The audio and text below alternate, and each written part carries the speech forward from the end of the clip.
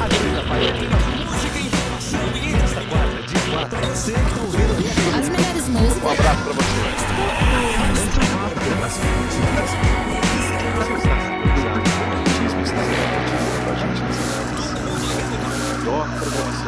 Mr. Pop.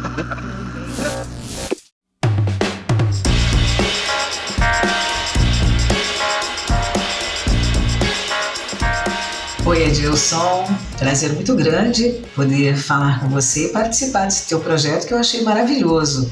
Contar um pouquinho da nossa história, né? Pra mim começou muito cedo, viu? Muito cedo mesmo. Eu com 12 anos já trabalhava em televisão, fazia comerciais de televisão. E com 16 eu comecei a cantar, incentivada pelo Dirceu Gréser, que tivemos inclusive uma dupla, né? Gravamos juntos e tal, a dupla Eles, que originou-se a dupla Leno e Lilian, e tudo começou ali. Incentivada por ele, eu comecei a fazer rádio também. Começamos na Rádio Tingui, em Curitiba, e aí eu tinha 2 programas em rádio. Eu tinha um na Rádio Guaracá, aliás, 2 programas na Rádio Guaracá. Eu trabalhei na Clube Paranaense depois, mas na Rádio Guaracá eu tinha 2 programas. Eu tinha o Alô Hilda, que eu conversava com ouvintes, e tinha também o Clube do Rei, o Clube dos Reis, né? Porque eram só reis que participavam lá da época, né? Era Elvis Presley, Beatles e também o Roberto Carlos, né? Então era muito gostoso, assim. E nessa temporada também eu comecei a trabalhar em televisão. Eu fazia um programa chamado Juventude versus Bossa Nova, com um apresentador, William Sade, e a gente brigava muito no ar, sabe? A gente brigava porque ele defendia a Bossa Nova e eu defendia o rock brasileiro. E ele dizia que o rock não era brasileiro, que o rock era estrangeiro e tal. Eu falei, não, se é feito no Brasil é brasileiro e acabou, né? Então a gente discutia e eu levava a sério isso. Eu saía do ar e eu continuava brava com ele, sabe? Quanto tempo, você me perguntou, de carreira? São mais de 60 anos, porque eu comecei com 12, hoje eu tô com 74, então você veja que faz muito tempo que a gente começou, né?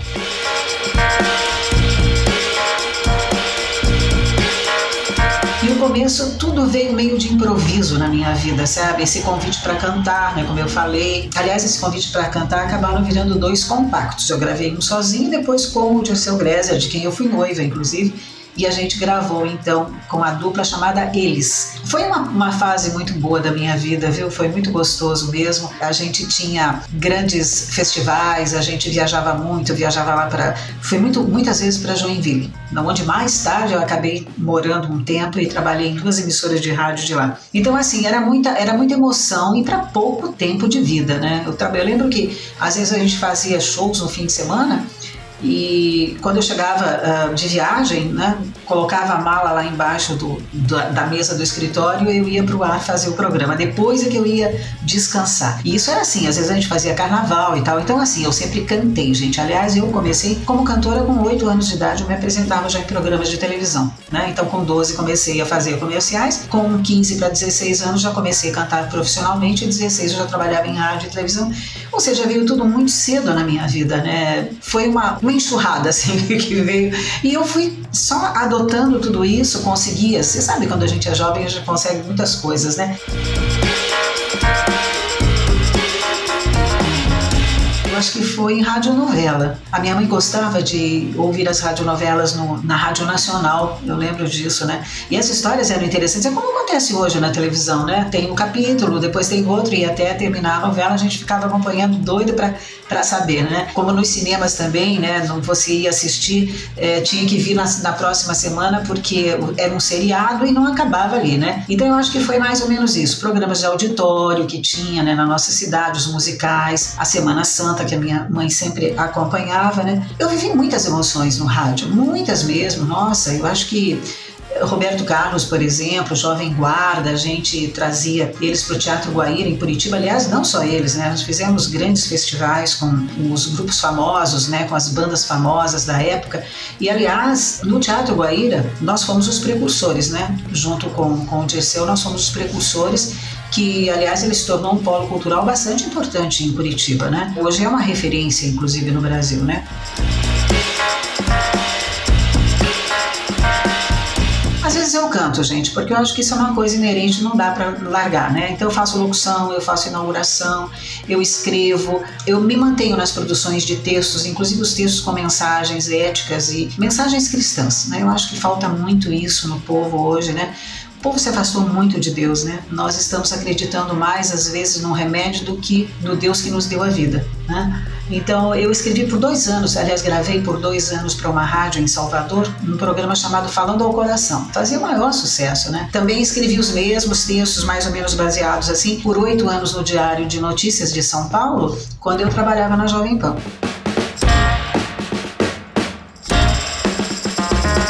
É mágico, né?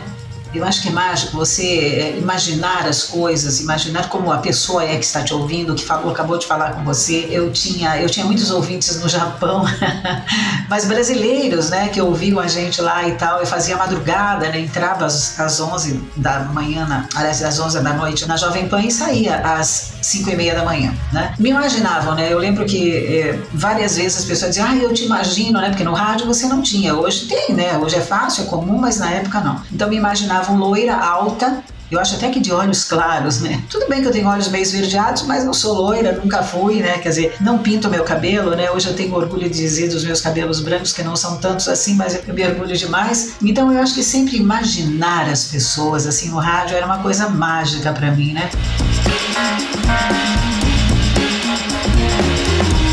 Eu acho que isso faz parte dos dons e talentos, né? São inerentes à profissão, né?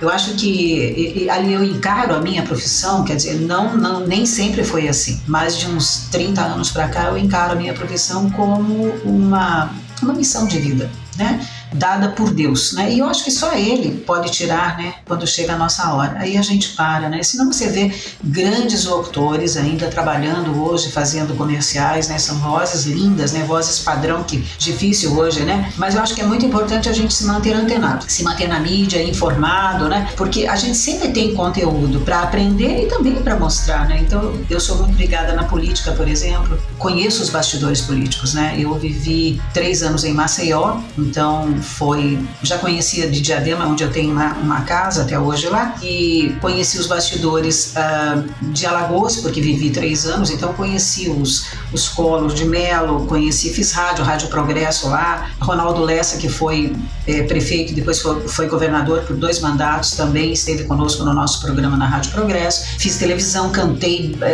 trabalhei em orquestra, foi uma fase muito boa e por conta de tudo isso acabei conhecendo os bastidores de lá, PC Farias, né? Foi assim uma experiência que eu tive, né? Já tinha alguma coisa lá de São Paulo e de Diadema e foi para mim foi muito importante. Eu acho que a gente tem hoje, né? Hoje uma experiência de vida, né? Não só por causa da idade, né?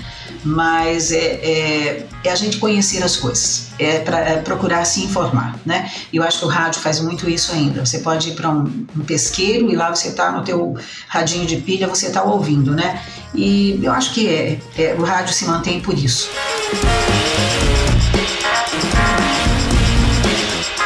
Eu acho que meus momentos felizes foram muitos em rádio, muitos, mas muitos mesmo, entendeu? Apresentei grandes nomes da música brasileira, mas eu acho que uma coisa que me marcou bastante foi quando eu estive na Rádio Mulher. Aí pelos anos 71, né, 72, né, eu estreiei uma locutora. Em menos de 20 dias eu consegui fazê-la locutora de rádio. E ela acabou ficando na Rádio Mulher, eu saí, ela ficou fazendo folgas, né?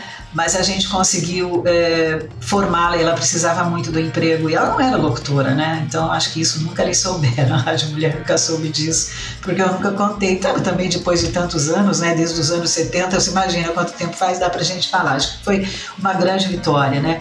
Eu trabalhei, passei por muitas emissoras, né? Começando com Curitiba, depois foi Maceió, foi Limeira, e em São Paulo foi Rádio América, foi a Rádio Universitária de Guarulhos, foi Diário do Grande ABC, Transamérica, a América eu já falei, né? Record, né? Mas eu acho que a Jovem Pan foi uma parte muito importante da minha vida. Eu digo que foi assim uma pós, né? Inclusive lá eu fui a única locutora que fez o Jornal da Manhã com vozes padrão, né? Por muitos anos, 10 anos a gente fez, eu fiquei 13 lá, mas por uns 10 anos eu fiz locução com os grandes nomes, né?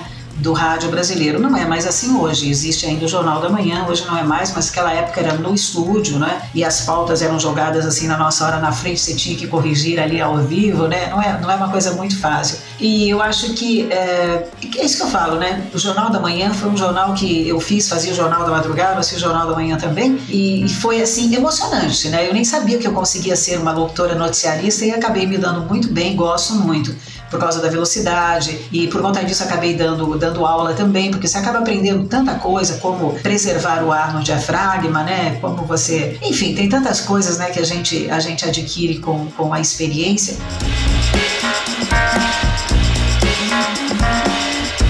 Momentos difíceis foram muitos. Eu gostava muito de Clara Nunes e acabei conhecendo, assim como muitos artistas, a gente trabalhava em rádio, televisão, fazia os festivais em Curitiba, e eu acabei conhecendo, e eu lembro que a Clara Nunes, eu saí como cicerone dela na cidade, e ela comprou pantufas para os meus filhos, né, que eu tive 3 filhos, né, e ela comprou pantufas para os meus 2 filhos, que aliás eram filhos do Ney Costa, jornalista também, locutor, já morreu, né, e tive depois uma filha com o João Pimentel, esse é o meu segundo casamento, então tive 3 filhos. E a Clara Nunes, ela era uma pessoa linda, viu? Uma pessoa muito bonita, muito mesmo, senti muito. E Elis Regina, né? Também noticiar o falecimento dela não foi uma coisa muito fácil, porque Elis, em termos de música, ela foi minha escola, né? Acho que me baseei e cantei muitas músicas de Elis, assim como cantei muito Tom Jobim, muito João Bosco, né?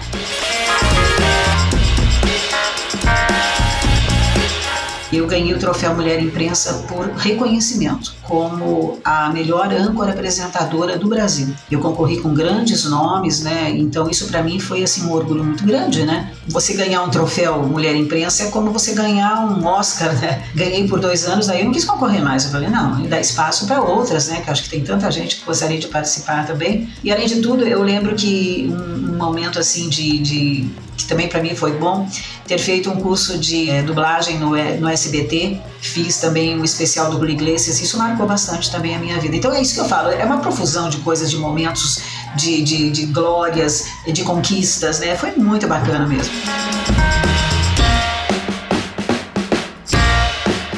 Não preciso nem dizer, eu acho que a Amy foi a precursora, né? Tudo originou-se dela, inclusive a televisão, não é? E agora essa mudança da AM para FM, quer dizer, claro, vai melhorar a condição de som, a transmissão das ondas, né? Uma frequência modulada tem mais qualidade, né? E a possibilidade das pessoas também ouvirem nos seus celulares, nos seus tablets. Então, mas eu ainda acho que a AM, ela tem uma história linda no rádio, ela tem uma história linda, quer dizer, no Brasil, né? Em todo o mundo, né? A rádio, ela ficou, ela se eternizou.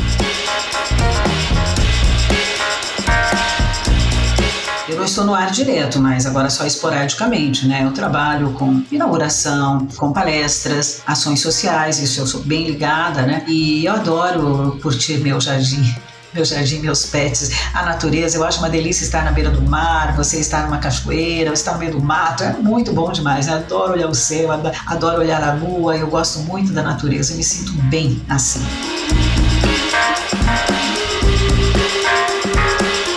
Acho que assim como eu fiz um trabalho lá para Salvador durante 2 anos, eu gostaria de ampliar esse trabalho, que tem um teor ético, né, ético e cristão, e eu acho que a gente precisa, né, continuar fazendo isso na vida. Eu nasci para falar, nasci para cantar, e eu vou fazer isso até quando o Senhor me permitir. Eu agradeço demais, viu? Foi muito bom, foi prazeroso dividir um pouquinho da minha vida. Eu tenho uma vida longa, né? Então você imagina que são muitas as experiências, mas eu acho que deu para você pelo menos conhecer um pouquinho da Hilda Costa, que é Hilda Cristine. Eu sempre fui Hilda Cristine em Curitiba, gravei como Hilda Cristine, fazia programas de televisão como Hilda Cristine, tá certo? Mas o meu nome hoje, de 87 para cá, eu uso Hilda Costa só. Mas o pessoal de Curitiba me conhece. Eu queria deixar um beijo muito grande, pedir que Deus abençoe o nosso país, abençoe o nosso povo, que é um povo que sabe receber, que é amoroso, é solidário, né? E que a gente merece um Brasil melhor. Eu acredito nisso. Eu sou uma pessoa realista, mas acima de tudo sou otimista. Então eu acredito sim que nós vamos conseguir vencer. A vitória está aí às portas e Deus vai nos dar isso, tá bom? Um beijo grande para todos e muito obrigada.